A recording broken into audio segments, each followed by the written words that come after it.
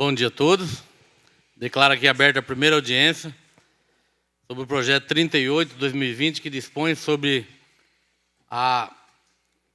as receitas, na verdade não é as receitas, onde serão aplicadas as receitas do LOA do ano de 2021. Eu solicitei aqui a assessoria orçamentária da Casa para que pudesse nos fazer uma explanação sobre o orçamento. Que está aqui o doutor João Marbellini. Eu gostaria de agradecer aqui a presença do doutor João Marbellini, nosso assessor orçamentário aqui, aliás, nosso consultor orçamentário aqui da Casa.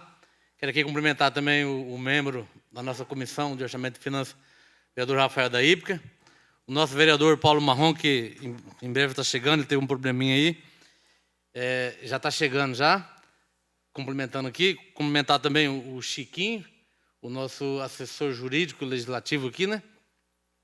E gostaria depois de passar a palavra para o nosso consultor orçamentário aqui da Casa, o doutor João Maurício Bellini, para que se pudesse fazer uma explanação para nós sobre realmente o que é o LOA, o Orçamento Anual do nosso município. Tem um conhecimento técnico muito brando, tenho certeza que vai ser de grande valia para aqueles que nos estão acompanhando, para que a sociedade possa saber realmente onde serão aplicadas as receitas que serão vinculadas ao nosso município no ano que vem. Doutor, o senhor poder nos explanar como funciona o orçamento anual, por gentileza, o senhor tem a palavra. E depois, assim que o senhor explanar, fica aberto aqui algumas perguntas e também algumas sugestões, tanto por parte da comissão, como por parte de alguns munícipes que, por eventual, esteja participando aqui também da nossa audiência pública. Tem a palavra, doutor.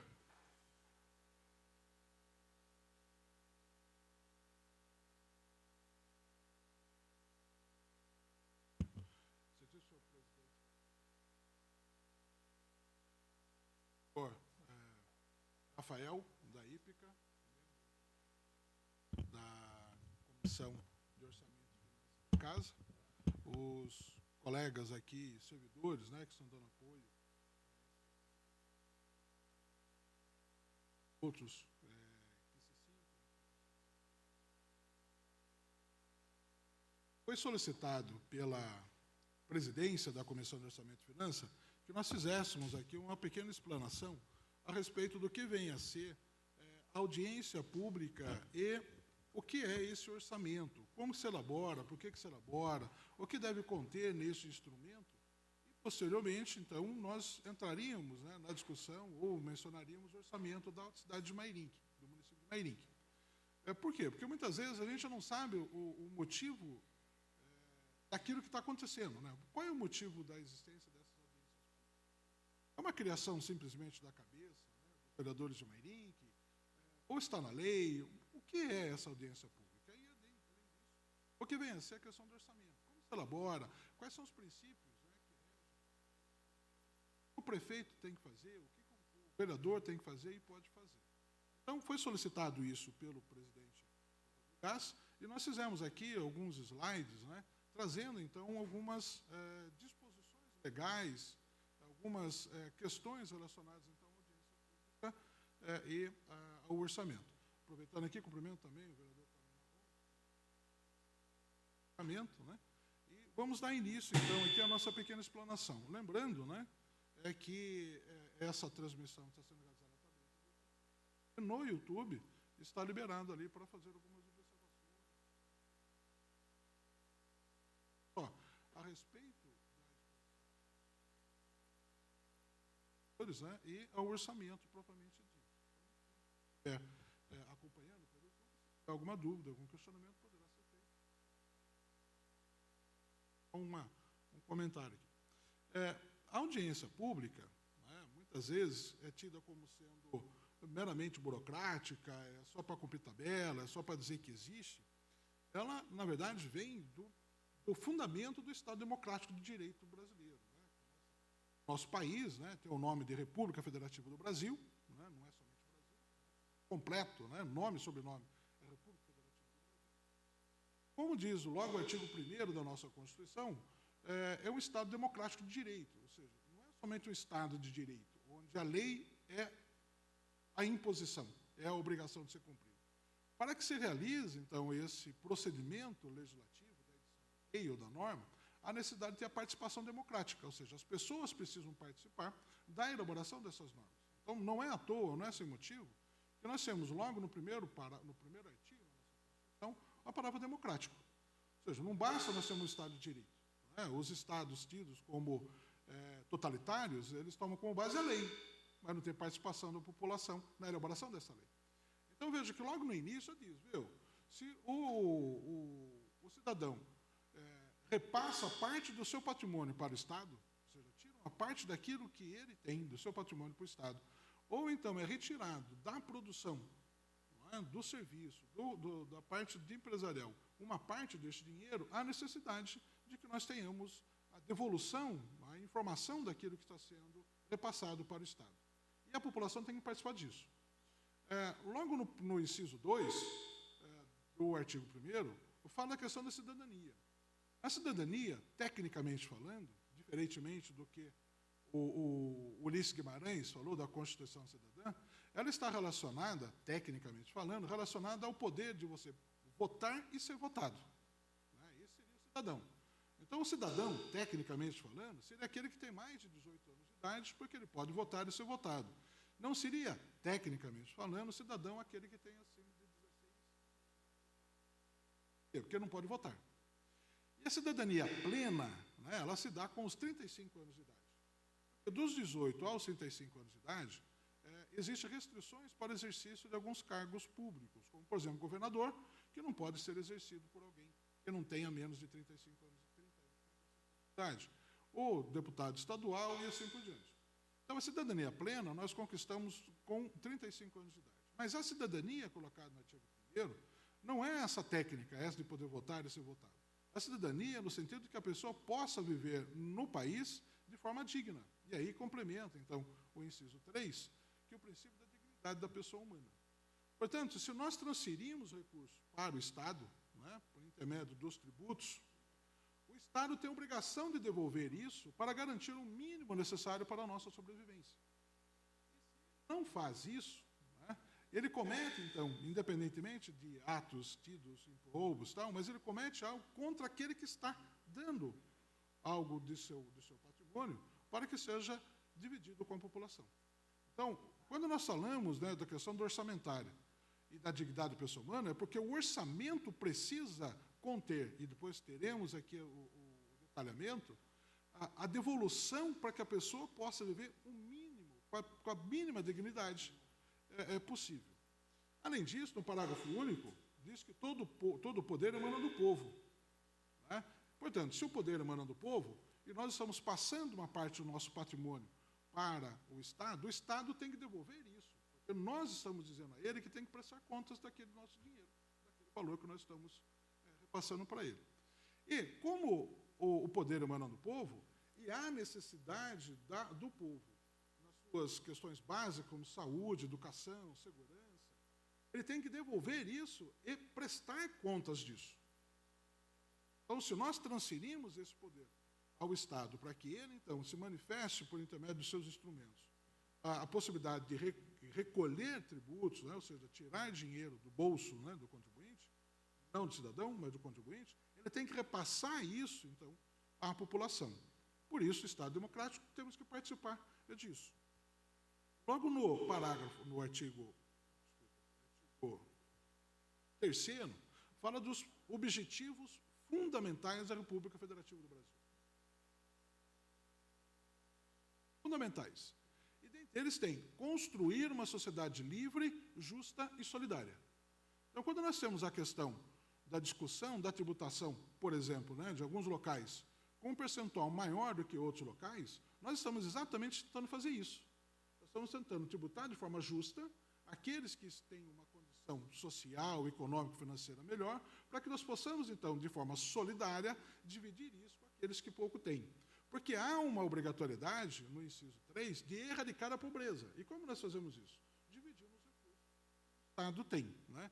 Reduzindo a marginalização, ou seja, tirando, então, essas pessoas da margem da sociedade, portanto, aqueles que não têm condição de ter um tratamento de saúde, colocá-los isso dentro do Sistema Único de Saúde, aqueles que estão com algum problema no aspecto social, assistente social, então, agir de uma forma de retirar essa pessoa dessa situação de pobreza, por conta da dignidade da pessoa humana, e o orçamento, dentre outros, né, juntamente com o objetivo fundamentais da República, tem a obrigação de tentar reduzir essa desigualdade social.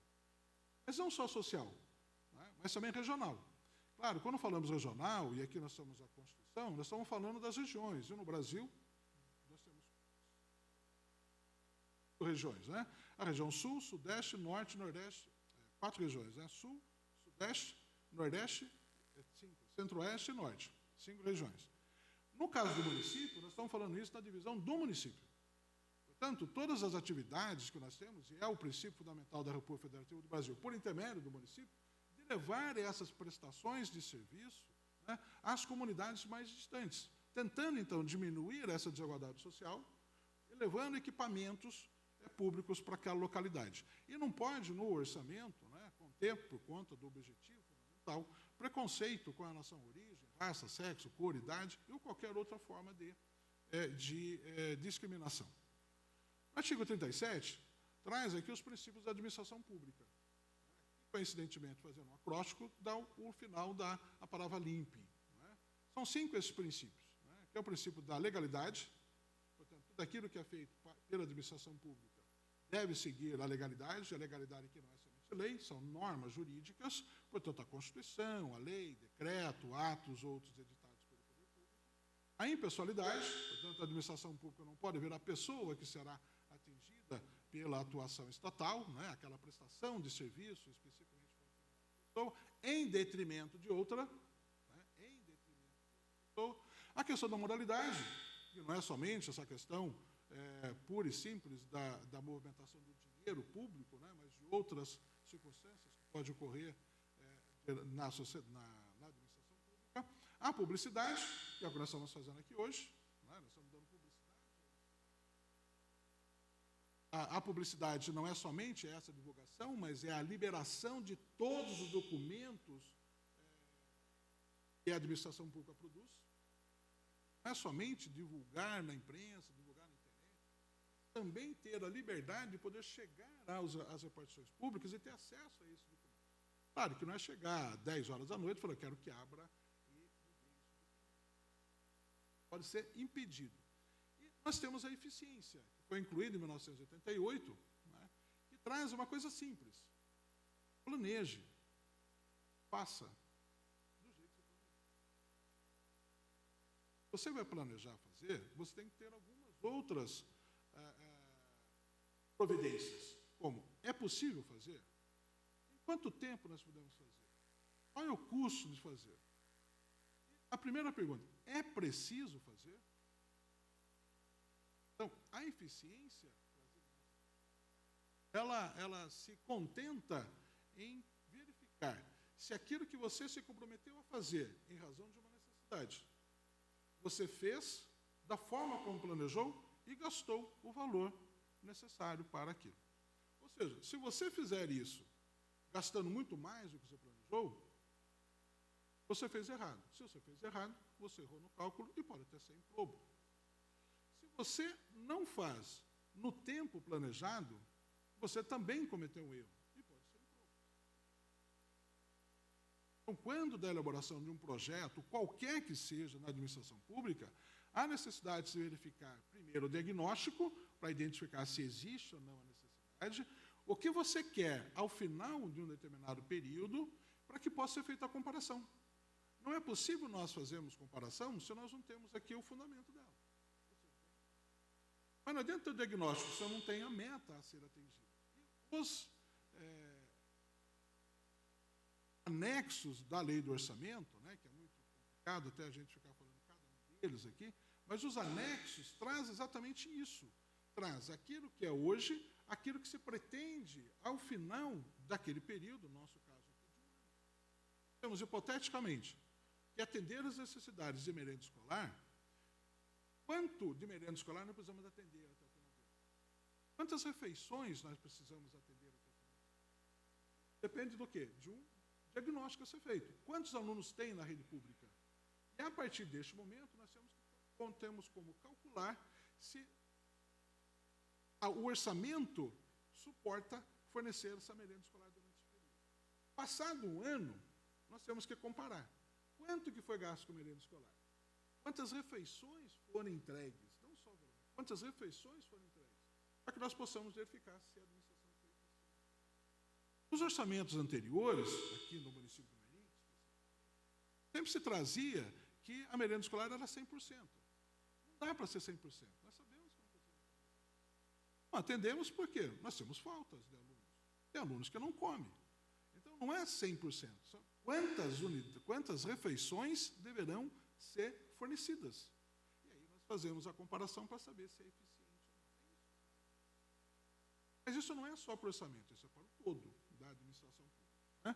Que é um dos princípios do orçamento. No artigo 165 da Constituição, então, dentro de tudo isso que nós falamos, que nós arrecadamos, e por conta disso o povo tem que ter o controle a respeito desse gasto, dessa arrecadação e desse gasto, é obrigatório na administração pública editarem algumas normas, né, normas essas de planejamento. O primeiro e grande projeto necessário é o chamado plano diretor. O plano diretor é fundamental para que nós possamos aqui identificar para onde a cidade vai, o que a cidade quer no futuro. Então, nós temos aqui o plano diretor, e nós fazemos algumas escolhas, como uma cidade horizontal, portanto, vamos estender a cidade no plano horizontal, não teremos aqui prédios, ou no plano vertical, concentramos a cidade num determinado local, e, por conta disso, nós temos aqui a necessidade, por exemplo, de construir um posto de saúde maior do que aquele, quando nós temos no horizontal, que é mais distante da cidade. Então, para que eu possa construir esse posto de saúde maior, eu preciso saber se a cidade vai crescer de forma horizontal ou de forma vertical. Bom, então, tendo o plano diretor, a cada 4 anos, e nós veremos isso rapidamente, né, é necessário, então, a elaboração do plano plurianual. O plano plurianual, com base no plano diretor, ou seja, aquilo que a cidade quer, é enviado no primeiro ano do mandato do prefeito, né, e o planejamento de 4 anos se dará do segundo ano de mandato até o primeiro ano do mandato seguinte, né, para que não ocorra a chamada solução de continuidade. Então, o prefeito que assume com o orçamento, o planejamento anterior, aprovado pela Câmara Municipal, e ele deverá tocar, então, este planejamento com eventuais alterações que ele possa fazer no primeiro ano de mandato. A cada ano é obrigatório o envio para a Câmara da chamada Lei de Diretrizes Orçamentárias. Como o próprio nome diz, né, são diretrizes, são indicações daquilo que se deve ser realizado no ano seguinte, né?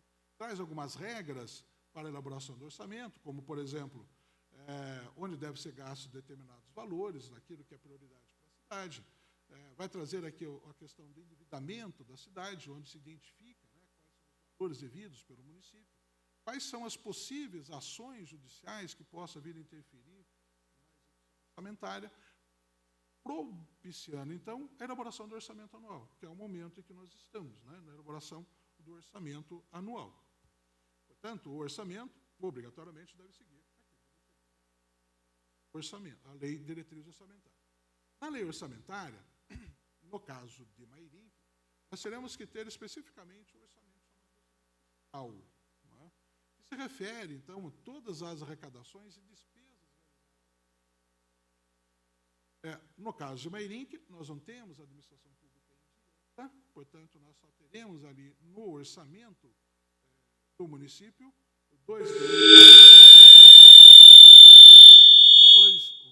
dois grandes órgãos, né, que é a divisão, que é a divisão do Poder Executivo e a do Poder Legislativo. Se fosse da União, nós teríamos o Poder Executivo, Legislativo e Poder Judiciário, assim como do Estado. Além disso, no orçamento da União e do Estado, tem também das suas autarquias, das suas empresas públicas e também das empresas de economia mista, coisa que nós não temos aqui. Então, o orçamento a ser apresentado aqui no município de Mairim será o chamado orçamento fiscal, ou seja, tudo aquilo que é arrecadado.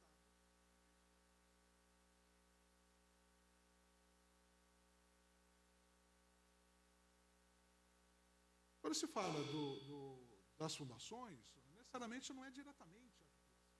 Pode ser pesquisa,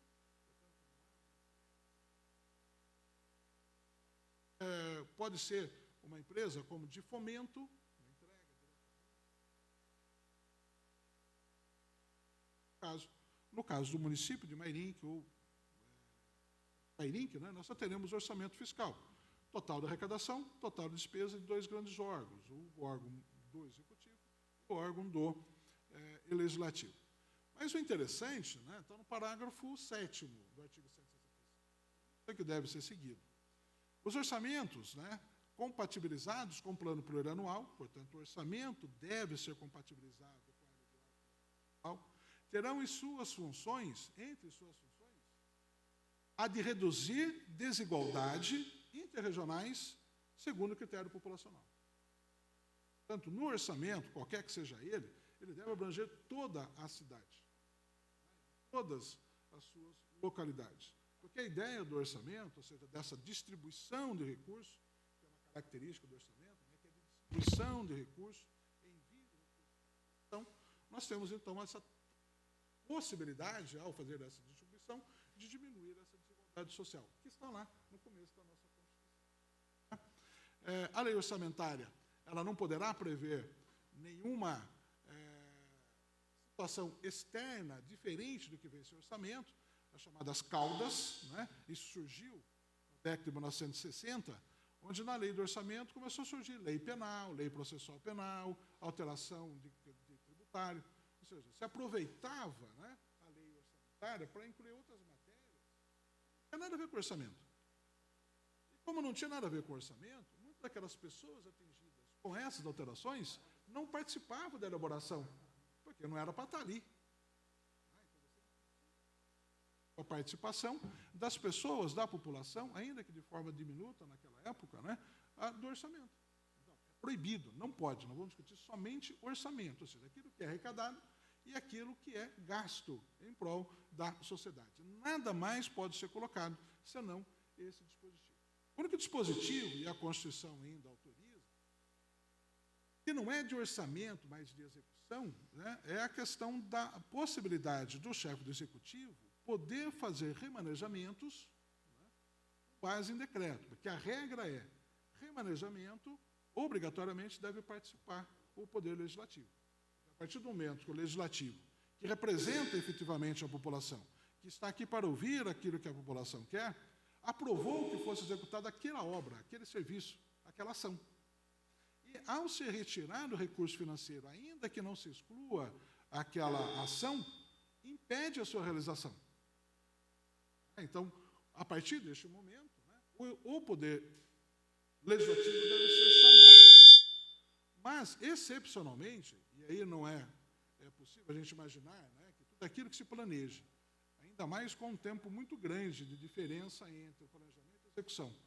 Nós estamos falando aqui de um orçamento que está sendo elaborado no mês de agosto, setembro. Portanto, se nós fazemos isso no mês de agosto, nós temos alguns meses para terminar o ano, e nós temos um ano depois para a sua execução. Muita coisa pode mudar, né? Nessa época que nós discutimos o orçamento ano passado, ninguém imaginava que existiria uma pandemia, né? Que no mês de fevereiro, março, nós teríamos a paralisação do mundo, e não só do Brasil. Então, é possível conter, excepcionalmente no orçamento, uma regra de execução desse orçamento, e não somente da previsão e da determinação do gasto, né, que é a possibilidade de fazer o remanejamento entre os órgãos da administração pública. A Constituição permite, em outras situações, mas nesse caso específico seria a única exceção. Alguns dizem que isso deve ser da diretriz, mas uma parte entende que é no orçamento, no qual eu me filio. No artigo 43, e vindo agora para a questão das audiências públicas, como nós temos, logo no primeiro parágrafo, primeiro artigo, que o Estado brasileiro é um Estado democrático, portanto, deve ser participativo, né, deve ter a participação da população, e hoje pode ser não só de forma presencial, impedido temporariamente, né, em razão da pandemia, mas também pelas redes sociais, a participação de tudo aquilo que é elaborado.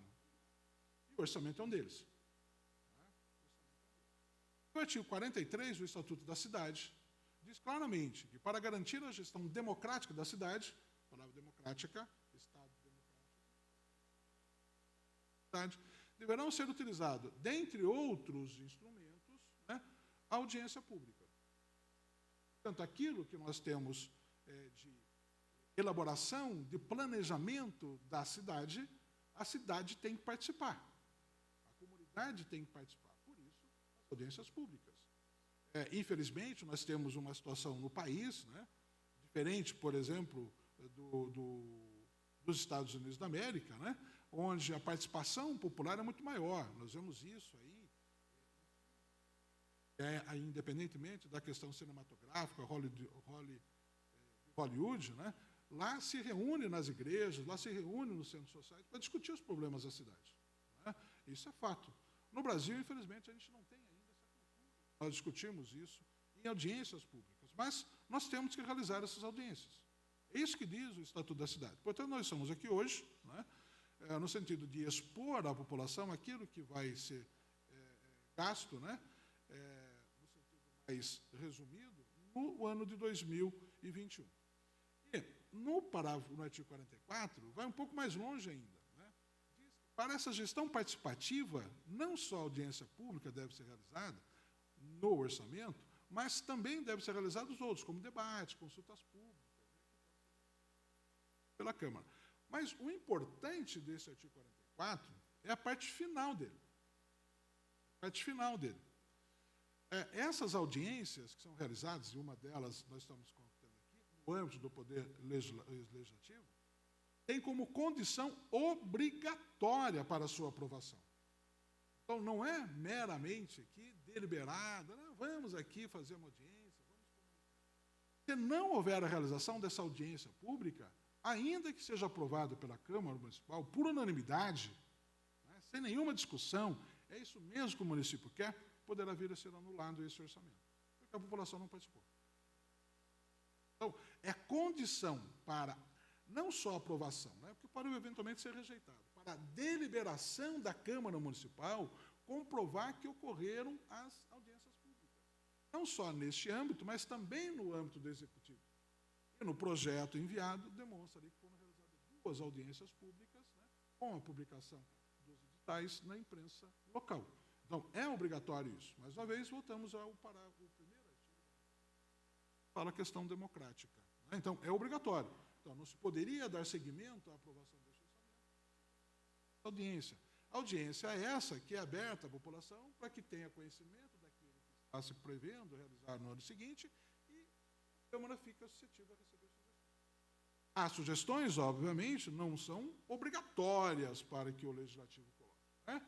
Mas são debates que ocorrem na população e que eles estão diretamente participando, podem apresentar como sugestão. A deliberação é única e exclusiva dos vereadores, que representam, em última instância, os eleitores, e não só os eleitores, mas a população. Quando nós falamos no âmbito municipal, o Estatuto da Cidade determina, né, no artigo 4º, que deva ter a gestão orçamentária participativa. Então, lá no artigo 44, a existência da audiência pública e reforça que, para a ocorrência da gestão participativa, portanto, isso aqui não é partidária, isso aqui não pertence a um partido político, a estrutura do Estado brasileiro, o Estado brasileiro que pensa dessa forma, não é o governo, não é o presidente, não é um partido político, que deve ter a participação da sociedade na elaboração do orçamento, que é o que consta no artigo 4º, no seu inciso 3, letra F, do Estatuto da Cidade. Mas por que tudo isso? Transparência. Temos a população participando, o Estado democrático, e nós temos a transparência, artigo 37 da Constituição Federal. Essas audiências, além da sua elaboração, né, também deverão ser realizadas nas prestações de contas, que normalmente ocorre aqui na Câmara, né, e que, infelizmente, mais uma vez, nós não temos uma participação significativa da população. Né? Mas, por isso, nós temos que publicar os editais, por isso, nós temos que divulgar a existência dessas audiências, para que a transparência efetivamente ocorra, né? Com a população sabendo de que existe, portanto, a audiência e possa vir a participar. A internet pode e será, com certeza, um importante instrumento dessa transparência, né? Porque hoje, acredito que algumas pessoas estejam ouvindo, né, essa audiência. Além disso, pode ficar gravado, como ficará gravado essa audiência, e todas as outras audiências, onde possibilita, então, a população ter acesso. E, tendo acesso àquilo que ocorre, fica fácil poder questionar as atitudes praticadas pelas autoridades e também reivindicar mais benefícios. Não só isso, né, mas também cumprimentar pelo acerto nas escolhas feitas nessas audiências ou pela administração pública. Né. Agora, com relação especificamente ao orçamento público e o cidadão. O orçamento tem aqui uma característica que remonta a 1215, olha só, que é a chamada Carta do Rei João Sem Terra, né, ou a Magna Carta, ou Carta Magna para alguns. Né. O que ocorria até 1215, rapidamente, né, porque passo aqui também, né, mas até 1215, totalitarismo na Inglaterra, né, na Grã-Bretanha, e o rei Coração de Leão, invadindo, então, a França, invadindo outros países, né, impunha à elite britânica a obrigação de bancar essas guerras. Né. Onde vai conter recurso, o quê? É tributos. Né. Só que a forma como ele fazia isso era a forma, de certa forma, vexatória até. Né. Por quê? Porque chegava simplesmente na fazenda e pegava boi, pegava porco, pegava tudo aquilo que era necessário para poder manter os soldados, né, no fronte. Né. Invadia, então, terras, né, e tirava o ouro que pertencia àquelas pessoas.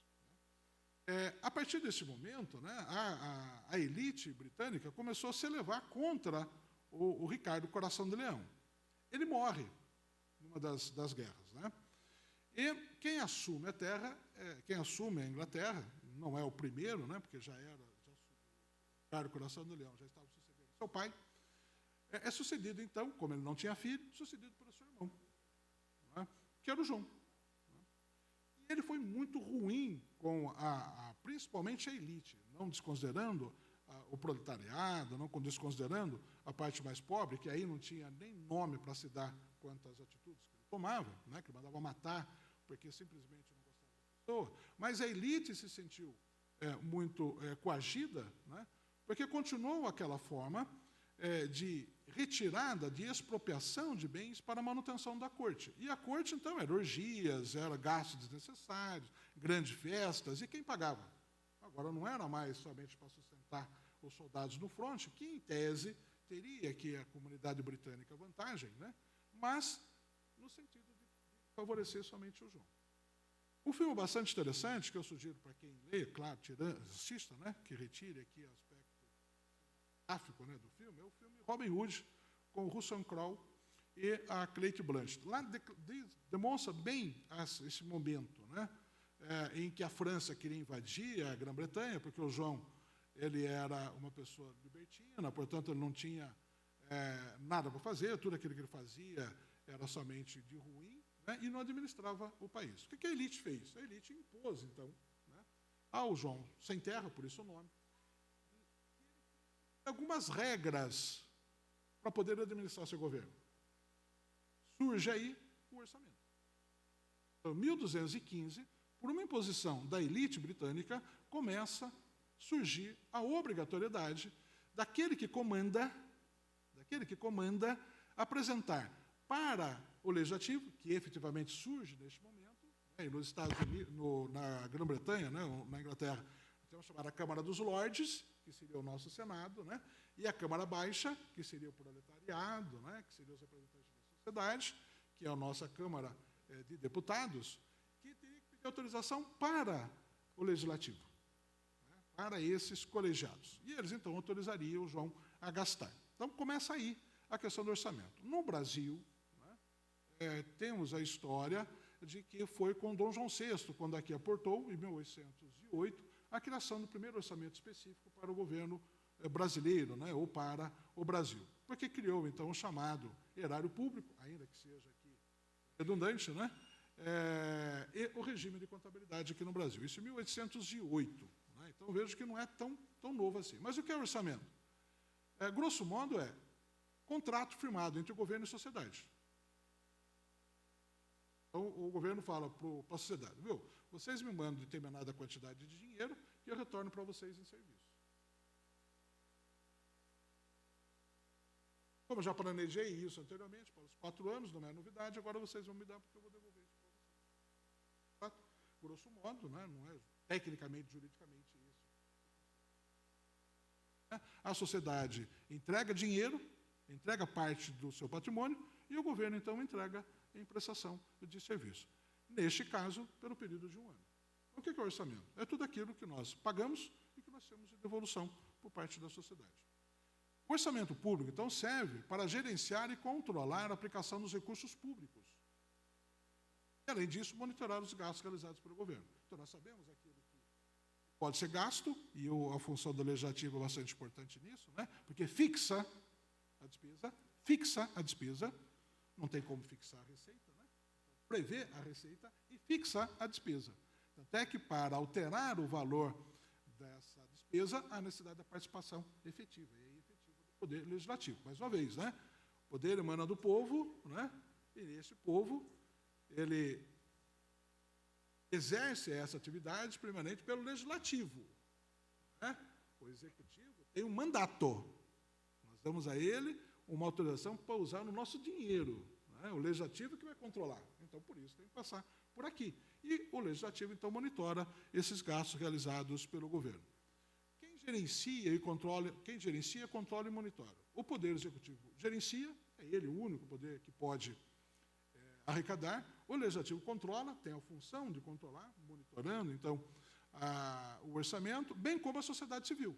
Como a sociedade civil faz isso? Através das audiências públicas. Através da divulgação dos relatórios emitidos pelos órgãos públicos, e inclui a Câmara, inclui o Ministério Público, inclui o Tribunal de Contas, inclui o Tribunal de Justiça, né, que tem que prestar contas também à sociedade. Afinal de contas, o dinheiro é dela. O orçamento público tem uma função bastante interessante, né, que o primeiro é o de planejar. Quais serão as ações? Como será feito? O orçamento traz quais são as ações. Nós vamos pavimentar a rua X. Essa é a ação. Mas como você vai fazer isso? Com que recurso vai fazer isso? Vai tirar esse dinheiro de onde? Isso consta e deve constar do orçamento. Mas também o orçamento tem uma questão bastante interessante, né, que é a expressão de decisões políticas. Nós sabemos que as necessidades são grandes, que superam os recursos para poder atendê-las. Dá para imaginar aqui um estado em que todas as necessidades da população, né, dos seus cidadãos, dos seus moradores, sejam plenamente atendidas. Quase é isso, mas não conseguimos chegar a isso, porque os recursos são escassos. Não é à toa que existe um ramo, né, da ciência social que chama economia. A economia é o que é? Nada mais do que regrar o pouco dinheiro que temos. Essa é a função da economia. Não é? Distribuir aquele pouco dinheiro que temos, e esse controle se dá por escolhas. Isso, normalmente, durante a nossa vida, nós fazemos isso, mas na administração pública também. Então, é uma escolha negociada entre o Poder Executivo, né, e a administração pública como um todo, né, entre o Executivo e o Legislativo. Por isso, participação. Além disso, né, nós temos a ressonância da população. E a sociedade deve participar das duas etapas. Por isso, mais uma vez, estamos aqui. No plenário da Câmara, realizando a parte do Legislativo, porque o Executivo assim já agiu, como está demonstrado no projeto enviado, com as audiências públicas realizadas por ela. Que difere um pouco, né, aquela desta, porque aquela tem que ouvir a população e tentar incluir na peça orçamentária, né, aquilo que entende ser necessário dentro do pouco dinheiro para ser atendido. E o Legislativo, de certa forma, produz, neste momento, uma verificação das escolhas políticas feitas pelo Executivo, né, e faz, então, eventual adaptação àquelas necessidades da população. Então, lá, o processo de elaboração do orçamento é um pouco mais complexo, né, do que a Câmara, onde vai rever as escolhas e, eventualmente, até modificá-las. Claro que existem limites para isso, né, mas até mesmo modificá-las ou complementá-las, se for o caso. O orçamento público é um instrumento de distribuição de renda, como já comentei, né? Não há dúvida com relação a isso, né? A partir do momento que você dá saúde de graça, onde você subsidia transporte coletivo, onde você dá educação de graça, onde você dá internet de graça, então, aquilo que pertence a uma pouca parte da sociedade, ao resto da sociedade que não tem, ou nada tem. Portanto, nós estamos aqui distribuindo renda, né, com a prestação de serviço, ou com não gasto, não desembolso por parte da população naquela prestação de serviço, como saúde, educação, e assim por diante. E o instrumento de controle. Nós temos, então, o primeiro controle, né, que é o acompanhamento, monitoramento do orçamento. Se eu não tenho o orçamento, eu não tenho como monitorar. Se eu não sei aquilo que foi previsto, como é que eu vou saber? Se eu não tenho o diagnóstico, né, e aquilo que eu quero mudar em razão desse diagnóstico no tempo, né, como é que eu vou controlar? Caso no período de um ano. Que é o período de 4 anos. Né? E vamos analisar, então, se aquilo que foi previsto ocorreu. E se ocorreu, de que forma que aconteceu. Se for eficiente ou não. Esse controle de execução orçamentária deve ser realizado pela sociedade, né? Por isso as publicações dos relatórios contábeis, relatórios com relação a contratos feitos e assim por diante, quanto os órgãos de controle interno, né? Obrigatoriamente nós temos que ter aqui ouvidoria, nós temos que ter o controle interno e externo, que é o legislativo, como sendo aquele principal, e o Tribunal de Contas, que pode ser realizado. Além disso, nós temos também o Ministério Público, né, que tem uma atuação bastante significativa com relação a isso. Né. Nada impede que nós tenhamos aqui auditorias específicas com relação a um ato qualquer, por isso as comissões especiais de inquérito, né, da Câmara Municipal, ou tomadas de contas especiais por parte do Tribunal de Contas. Né? Então, é específico. Nós vamos fazer, então, esta avaliação. Né? E o controle externo, né, tem o objetivo de verificar as legalidades das contas e exercido, então, pelo Poder Legislativo, com o auxílio do Tribunal de Contas. Bom, o contrato orçamentário, a lei e seu processo de construção também obedece a dispositivos legais. Constituição Federal, Lei 4.320, a Lei Complementar 101, que é chamada Lei de Fiscal, além de instruções, né, pela Secretaria do Tesouro Nacional, Tribunal de Contas e, eventualmente, leis locais. A Constituição Federal determina, então, que seja com base em 3 instrumentos, comentamos aqui no artigo 165, PPA, LDO e LOA.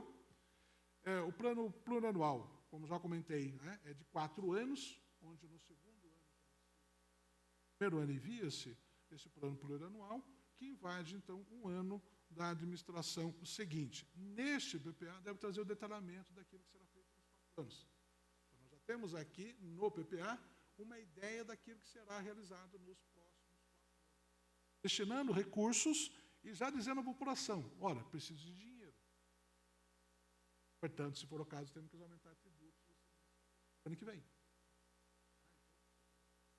Não está ocorrendo, e não ocorreu isso no município de Mairim, até porque nós temos aí alguns projetos, né, de alteração de reforma nacional e que nós devemos esperar até para ver como é que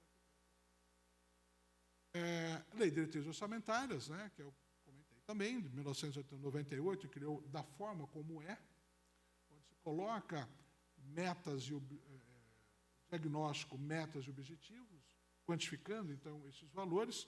Anteriormente era só financeiro, e a lei orçamentária anual, que é essa que nós estamos, então, verificando hoje. Isso aqui é a fase, né, do ciclo orçamentário. Né, para quem está vendo. Temos aqui o PPA, que passa para a LDO, e vai para a LOA. Da LOA nós temos a execução orçamentária. Dessa execução orçamentária nós temos que prestar contas, e essas contas, então, serão julgadas.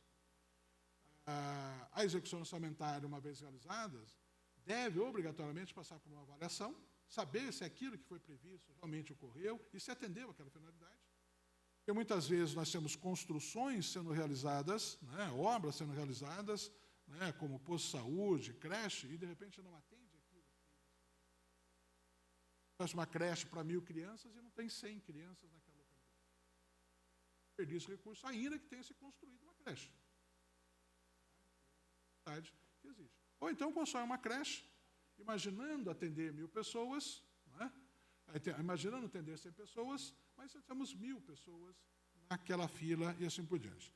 Então, existe o controle interno, né, com relação a essa execução, e o controle externo, então, destas execuções fiscais. Então, nós temos aqui o calendário do orçamento, PPA é até o dia 31 de agosto do primeiro ano do mandato, em algumas leis traz um pouco antes, e normalmente deve, né, até para não ter aqui um encavalamento na lei de diretrizes orçamentárias, até abril, né, mas o prazo dado para o PPA, que é um tempo que deve ter o novo gestor, né, municipal, estadual e até federal, para poder elaborar o seu planejamento de acordo com aquilo que se comprometeu durante a campanha para os próximos 4 anos. Ou seja, tudo aquilo que nós tivemos no ano anterior, campanha eleitoral, divulgação de projetos, nós temos até o dia 31 de agosto para que possa ser colocado no papel.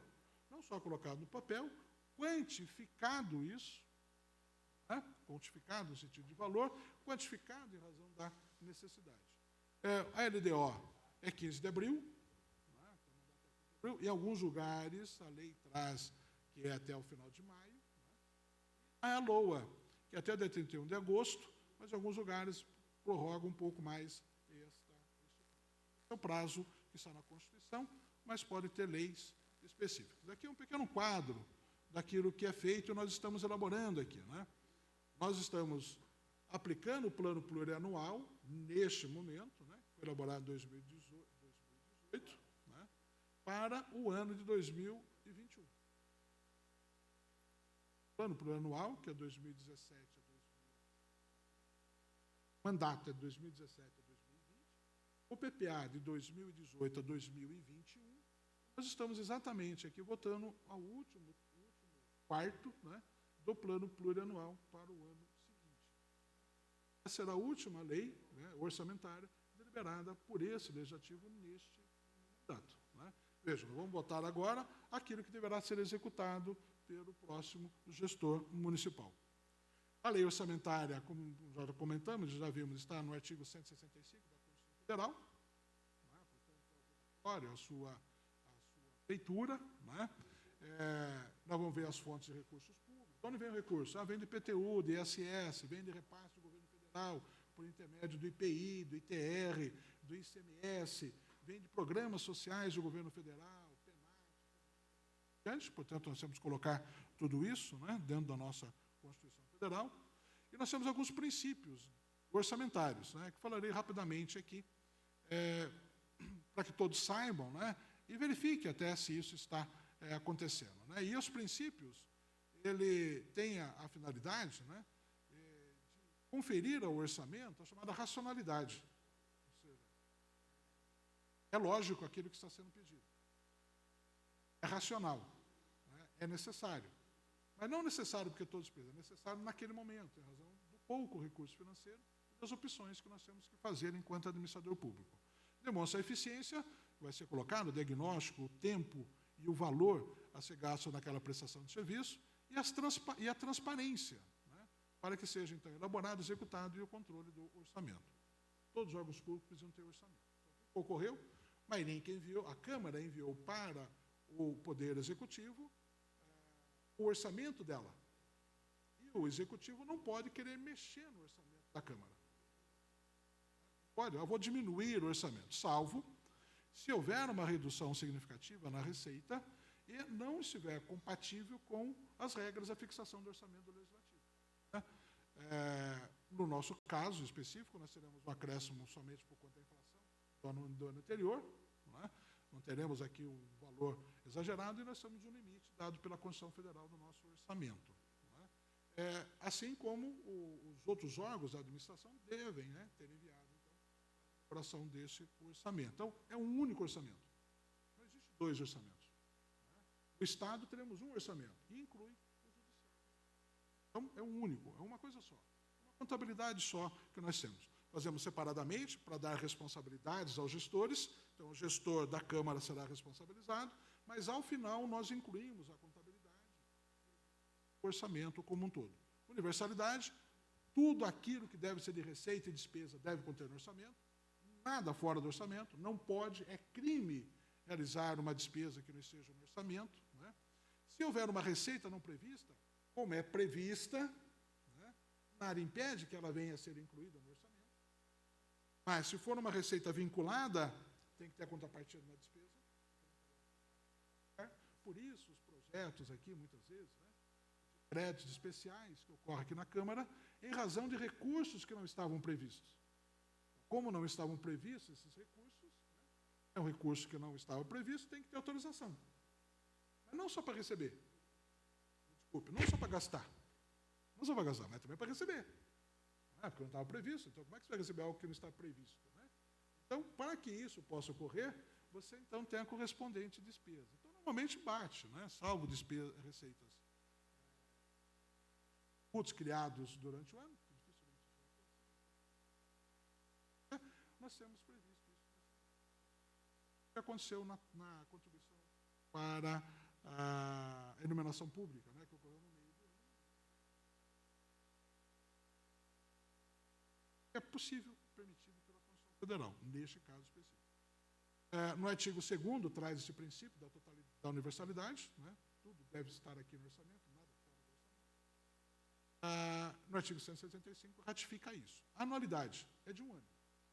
Anualidade, anual, portanto, é de um ano. Começa dia 1º de janeiro, encerra dia 31 de dezembro. Né? Começa no mês de julho e vai até junho, como é o caso dos Estados Unidos. Onde lá o ano fiscal é diferente do ano do orçamento. Meio do ano. Mas lá tem a questão do frio, assim como na Europa também tem a questão do frio. Será mudado isso no mundo e vai adotar o sistema brasileiro até o ano seguinte. Enquanto continua lá sendo diferente, e na Europa também por conta do frio.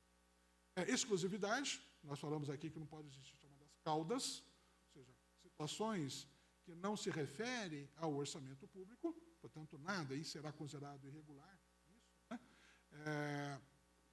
É possível, nós temos aqui abertura de crédito suplementar, contratação de operações de créditos, né, desde que seja por receita. Né?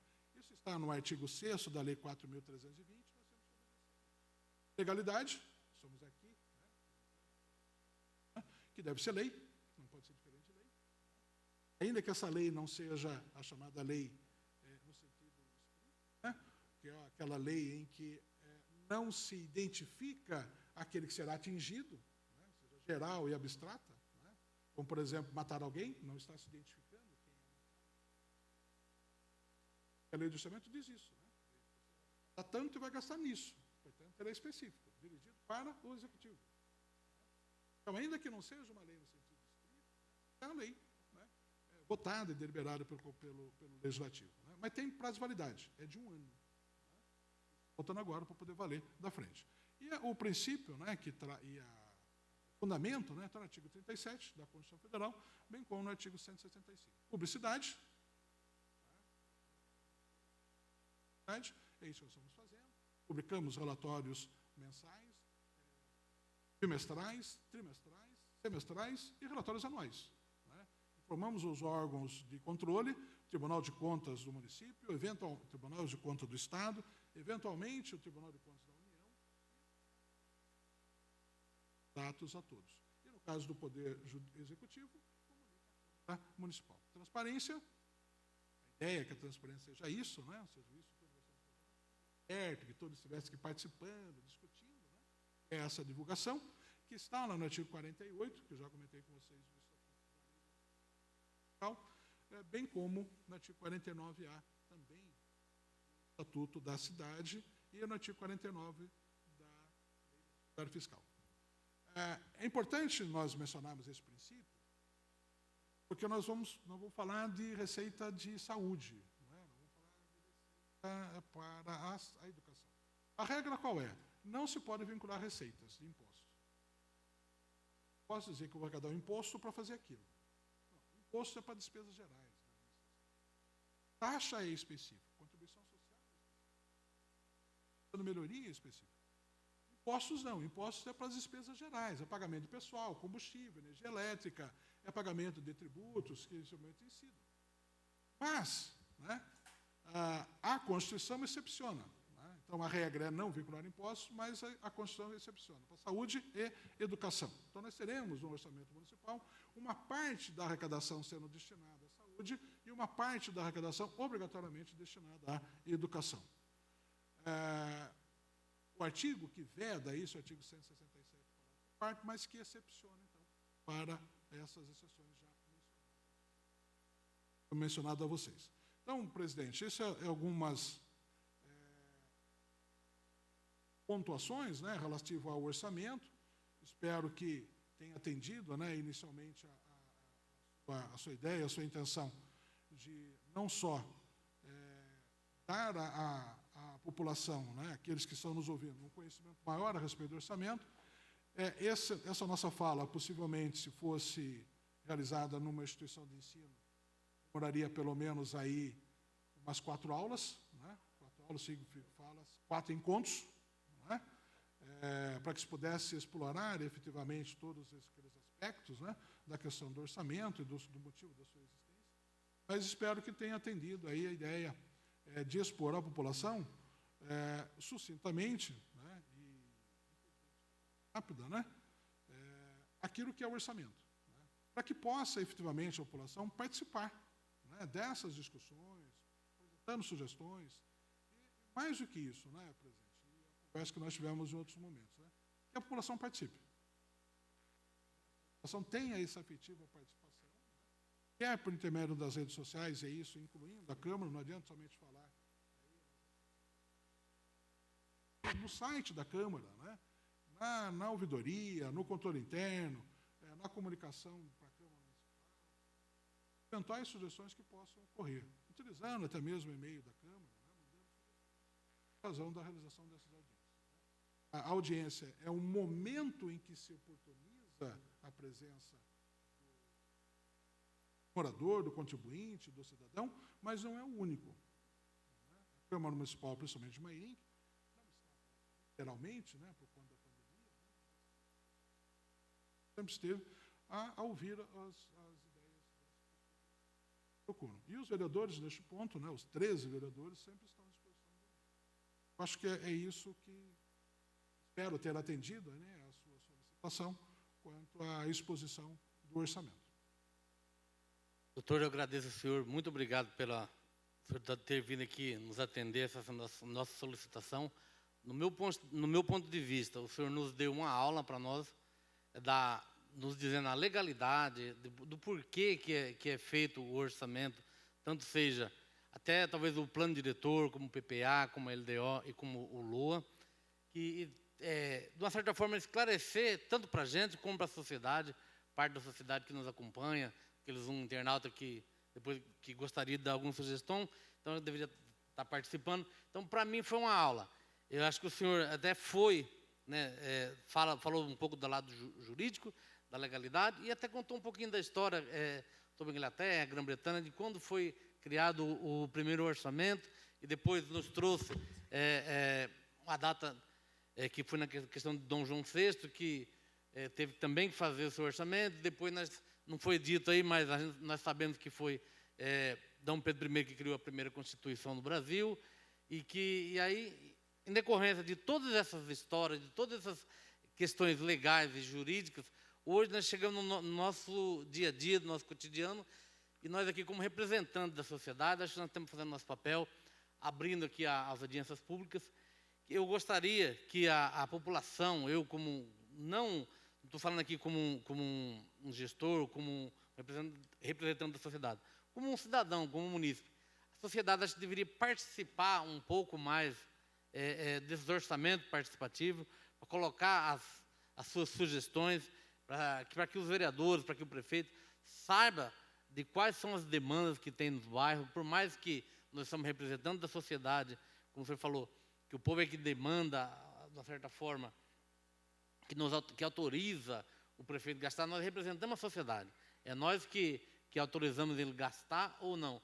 Para isso nós precisamos de encontro à sociedade, mas se a sociedade nos abrisse essa brecha, participasse um pouco mais desse orçamento participativo, eu tenho certeza que iria haver uma inclusão social talvez melhor, os políticos talvez saberiam disseminar, ter um discernimento do que realmente a sociedade precisa.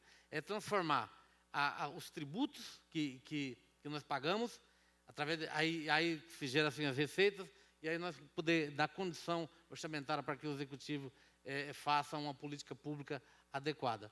Muito obrigado pela sua explanação Eu quero aqui cumprimentar o nosso vereador Paulo Marrom, que no início ainda não estava presente por questão de mobilidade. Cumprimentar também, mais uma vez, o vereador, que é membro da comissão também, o vereador Rafael Daíp, que esse aqui é o Paulo Marrom, esse é o Rafael Daíp, e perguntar para ele se vocês gostariam de fazer alguma sugestão. E, como o senhor já disse também, pelo YouTube a população pode fazer algumas sugestões que vão ser anotadas e depois, se possivelmente, ser feitas algumas emendas dentro do orçamento. Eu até gostaria de fazer uma, que eu li o projeto lá. Eu acho a questão do remanejamento, que se gera até uma certa discussão, talvez política, mas eu acho que também talvez necessária, até que o senhor nos relatou a questão da pandemia, que não está prevista nas essas coisas fenomenais que vêm acontecendo no mundo, né? Tanto com desastre natural, tanto como essa pandemia, como o senhor falou. No LOA do ano passado que nós discutimos, não se falava em questão de pandemia, de Covid-19, e infelizmente o mundo passou por isso e trouxe um recesso econômico para a nação mundial enorme. E aquilo que você falou, tem que ter planejamento. E se não tem um planejamento, não tem como você fazer o projeto para depois você ter a ação. Então, gostaria aqui de deixar aberto aos membros, se tem alguma sugestão a fazer. O senhor pode nos explicar algo mais, caso venha a pergunta. Obrigado. Primeiramente, quero agradecer a Deus, nosso Criador, pois sem Deus nós somos nada e ninguém é nada na vida sem Deus. Quero aqui cumprimentar nosso presidente da comissão, Vossa Excelência, vereador Rodrigues, o membro da comissão também, vereador Rafael Daíp, Vossa Excelência, doutor Gilmar Bellini, a todos os internautas que se faz presente, tá? E o doutor Gilmar Bellini, né, esse advogado de excelência, e parabéns por essa aula que o senhor deu para nós e para todos os internautas que estão nos ouvindo, né? Eu quero depois dar uma lida bem melhor na LDO, ver se a gente pode conseguir fazer umas emendas. Será que dá, nobre vereador? Né? E concluir aqui a sua fala, vereador Rodrigues. Eu acho que se faz presente, é importante a presença da população, né? Até para nos dar umas ideias para nós, vereadores. A gente está focado em uma coisa e eles podem vir passar para a gente. Ô, vereador, a gente precisa disso, tenta fazer uma modificação, tenta ver qual a lei que dá para fazer, o que dá para melhorar nisso. Então, é muito importante a presença da população, que nós estamos aqui para representar a população, fomos escolhidos pela população para estar aqui, para estar sendo sua voz aqui no Legislativo, né? E quero dizer que estou aqui para somar, para ajudar, e pode contar sempre com esse nobre vereador. Eu peço desculpa que eu cheguei uns 15 minutos atrasados, é que a minha internet não entrava, estava travando, e eu ia fazer online, e aí então eu vim aqui presente pessoalmente, né? Por causa da pandemia, a gente estamos de máscara e estamos evitando o contato. Mas é isso que eu tenho que falar. Concluo aqui a minha fala e, mais uma vez, peço que Deus abençoe e ilumine a todos nós e a todos os internautas e todos que veem. Muito obrigado, Deus abençoe a todos.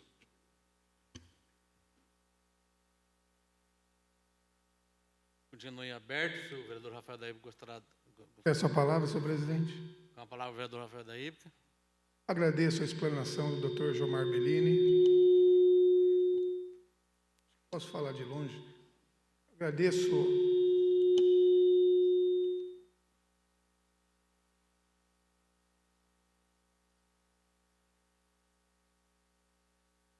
mas não tem problema. Agradeço a explanação do doutor Gilmar Bellini, com todo o gabarito e know-how técnico. Agradeço muito. Nós estamos, sim, estudando este projeto para apresentar algumas emendas pertinentes. E, da minha parte, não tenho mais nada a declarar, senhor presidente, nobres membros, doutor, população que nos assiste, mas nós iremos, sim, apresentar algumas emendas com o intuito de ajudar. Senhor presidente, aqui minha fala. Muito obrigado. Viu? Eu só vou acrescentar aqui para relatar.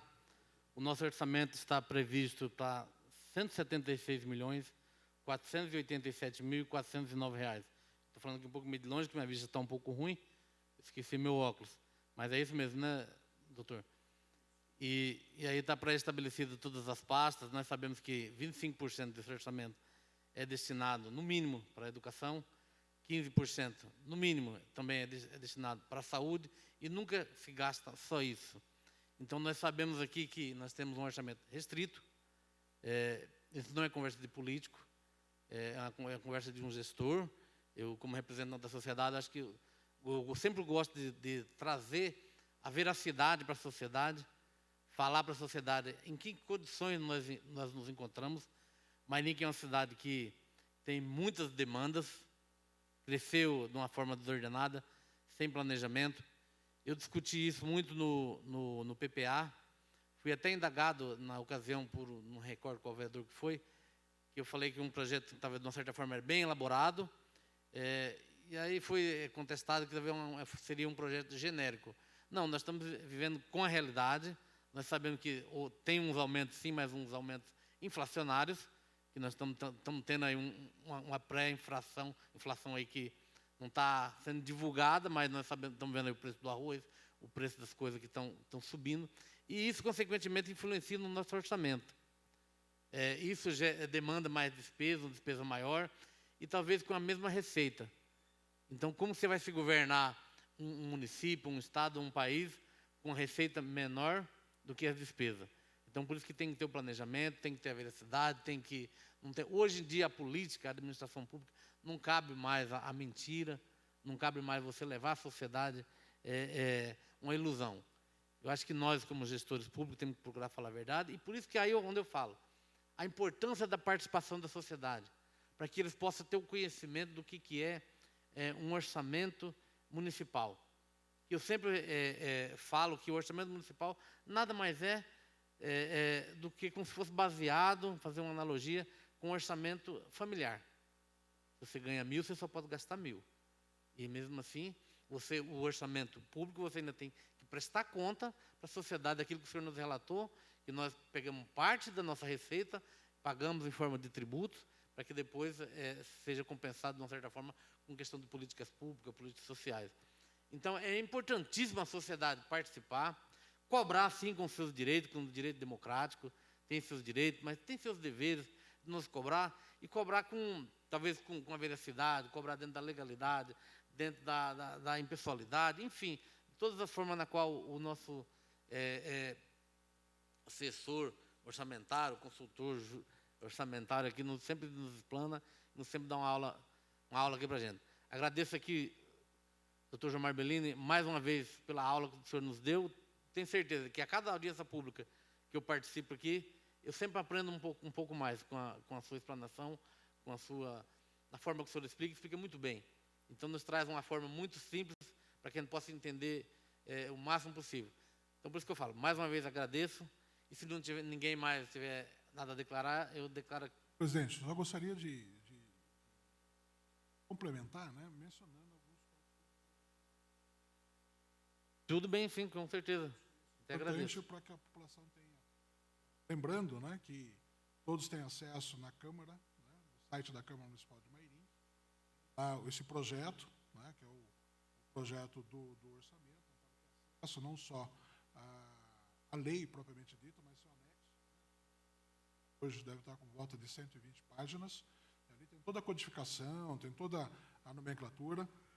O Executivo, este ano, enviou um quadro bastante interessante, que eu sempre pedia, né, mas esse processo, né, que é o chamado QDD, Quadro de Detalhamento de Despesa, onde ali traz todas as ações que efetivamente serão realizadas, ou deverão ser realizadas no ano.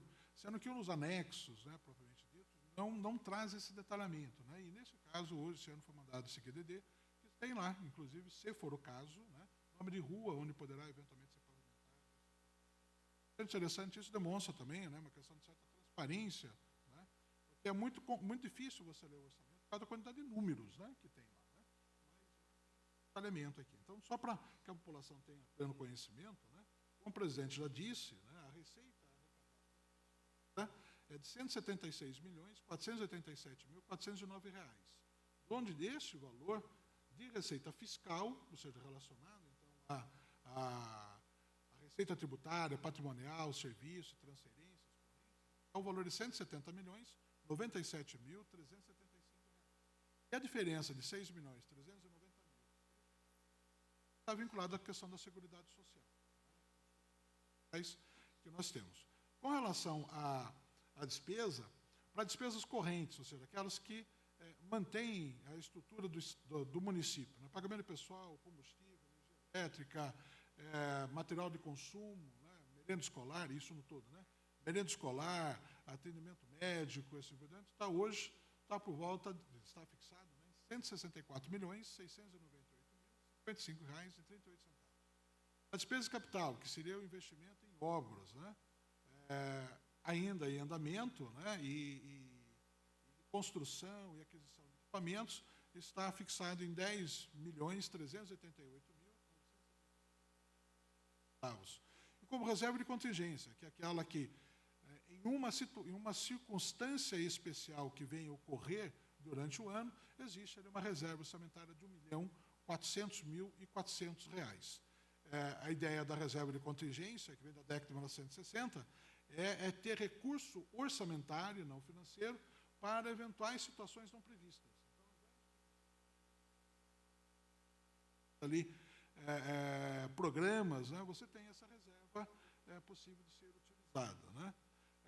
Por órgão de governo, né, fica meio cansativo, todos eles, mas eu acho interessante, pelo menos alguns. A Câmara Municipal terá um orçamento de R$ 7.347.200. A Secretaria de Educação estará disponível a ela R$ 81.167.500. E a Saúde terá R$ 28.322.592. Né? Por função, a função aqui é os tipos de serviços então, prestados, né? A área de serviços prestados. Nós temos aqui na administração, portanto, tá toda a parte administrativa dos órgãos, das secretarias, né, como manutenção do secretário, manutenção do pessoal, R$ 14.559.878. Temos disponível para a saúde, especificamente, os mesmos R$ 28.322.592. Para a educação, nós teremos um valor menor, porque nós tiramos, então, a parte da administração da educação, mas agora gastando efetivamente na educação R$ 79.769.565. Reservado para a área de urbanismo, isso manutenção, material de consumo, R$ 20.514.040, totalizando então um valor de R$ 176.487.409. Então, grosso modo, esses são os valores, né, que serão gastos no ano de 2021. Lembrando, né, e aqui eu faço a sugestão, né, como já o presidente, Rafael, que está disponível no site da Câmara, né, como os anexos, ainda que tenha uma quantidade muito grande de números, então, mas é possível ter ideia do que é o orçamento para o ano de 2020. Mais uma vez, muito obrigado. Eu acho que o senhor, mais uma vez, nos explanou muito bem aqui. Como está aqui, o senhor já disse que está no site da Câmara.